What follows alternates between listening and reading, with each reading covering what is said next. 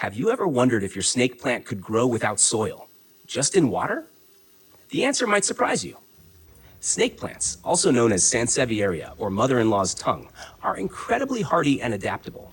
Gardeners love them for their low maintenance, but what makes them even more fascinating is their ability to survive and thrive in nothing more than a glass of water. Snake plants can indeed grow in water, thanks to their tough rhizomes and strong leaves that don't easily rot. To start, you'll need to cut a healthy leaf, let it callus over for a day or two, and then place it in a jar with clean water.